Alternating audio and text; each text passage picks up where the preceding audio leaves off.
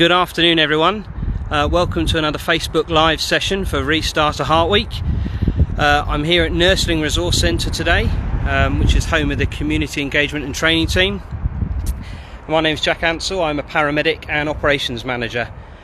Here at Nursling we look after all of our community responders, we train them and assess them regularly, and they're volunteers who go out to our most life-threatening emergencies, especially cardiac arrests. We also look after our military responders.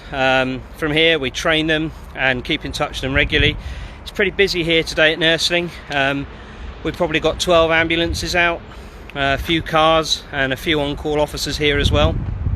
So I'm just going to spend a few minutes talking about our Restart a Heart Week and what you can do as members of the public to help. We know that yesterday Dave covered off the fact that there are 30,000 out of hospital cardiac arrests a year in the UK, and most of those cardiac arrests, which is when your heart stops beating, happen in the home. So it's really likely that if you ever had to do CPR, it's probably going to be on somebody that you know. And I see quite often as a paramedic people at cardiac arrests in public places, at home. I turn up as first on scene, and I know some of my colleagues do as well, and people are stood around not really doing anything, frightened that they're going to hurt them, frightened that they might not do whatever it is right. They're worried that they haven't got the training, and they're worried they might hurt the person even more. But what we're trying to get across this week with Restart a Heart Week is anybody can have a go at CPR.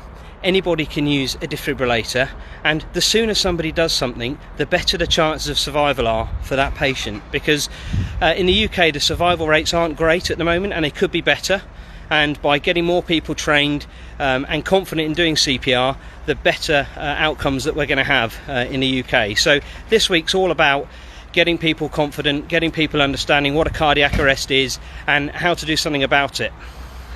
So when we teach it, we talk about the chain of survival, and that came about in the late 80s actually, and it describes a sequence of actions that if they're done properly and effectively, they can increase somebody's chances of survival. And there's no magic in it. It's really simple to do. So when we teach our responders and members of the public now, we teach them the steps of the chain of survival, which are early recognition of a cardiac arrest and call for help. When somebody has a cardiac arrest, it can sometimes look like they're perhaps having a seizure. They make some funny noises with their breathing. If somebody collapses and they're not breathing normally, or they're not breathing at all, or you're in any doubt, you should treat it as if they're having a cardiac arrest and get on the blower, give us a ring, call for an ambulance, and we'll get somebody on the way. When it comes to checking for breathing in these times of COVID, don't need to get too close, right up close to them. Just stand back and assess from a distance, and if you're in any doubt, get some help on the way, and then start chest compressions. Okay, the next step is early chest compressions. You don't have to be an expert, you're not going to hurt them, just have a go. Put your hands in the middle of the chest and push down hard and fast, to the tune of Staying Alive. Keep doing that until somebody takes over, the ambulance crew, or you get too tired, get somebody else to take over. There's no right or wrong way of doing it, if I'm honest. Just by having a go, you can increase somebody's chances of survival. So early call for help, early CPR. The next step is early defibrillation. So Dave spoke yesterday about what happens in a cardiac arrest. The heart goes into a funny rhythm, and the only way that we're going to get somebody out of that is by doing good CPR and using a defibrillator. They're scattered all over the place. They're in shops, they're in old phone boxes in villages, they're in village halls, they're in boxes on the side of buildings. And by downloading the Save a Life app, you can find out where your nearest defibrillator is. Anyone can use a defibrillator. One of our colleagues, Professor Chamberlain, said a couple of years ago, the most damage you can do with an AED, an automatic defibrillator, is if you hit someone over the head with it. And that's true. You don't need any training actually. Open it up, follow the instructions, get the defib on early. Okay, the sooner we can get that on, the better. Anyone can use a defib. A video went up earlier on the SCAS web Facebook page of my 7-year-old daughter using a defib, and I took it home at the weekend. You'll see that she hadn't seen it before. I just got her to follow the instructions and she managed to do it, and she's 7, so anybody can do it. It turns out later in the afternoon that my 4-year-old and 7-year-old were having some sort of competition, so as well as being a life-saving bit of kit, it's a great way to entertain the kids on a rainy Sunday afternoon while you build furniture. Get a defib, get them set up on it, obviously a training one. So going back to the chain of survival, early call for help, early CPR, early defib. If you can get those 3 things going, you'll give someone the best possible chance of survival. And like I said, anybody can have a go, so don't be frightened.